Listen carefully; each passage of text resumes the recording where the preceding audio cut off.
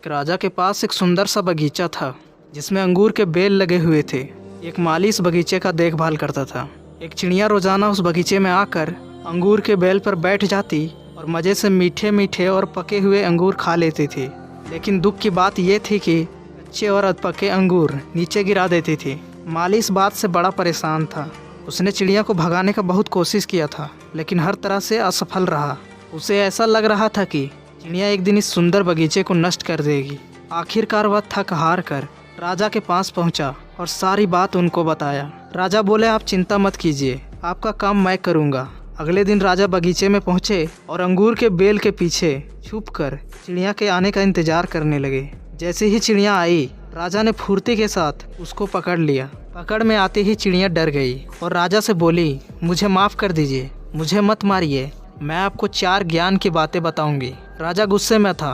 राजा बोला, पहली बात बताओ। चिड़िया ने कहा, अपने हाथ में आए शत्रु को कभी जाने ना दें। राजा बोला, दूसरी बात बताओ। चिड़िया ने कहा, दूसरे के बातों पर विश्वास ना करें। राजा बोला, बहुत हुआ तेरा ड्रामा, तीसरी बात बताओ। चिड़िया ने कहा, बीती बात पर पछतावा ना करें। राजा ने कहा, अब चौथी बात बताओ। चिड़िया बोली, आपने जिस तरीके से मुझे पकड़ा है, मैं सांस नहीं ले पा रही हूँ। आप मुझे थोड़ा ढील देंगे तो शायद मैं आपको चौथी बात बता पाऊंगी। राजा ने थोड़ी ढील दी। राजा के ढील देते ही चिड़िया फुर से उड़कर डाल पर बैठ गई।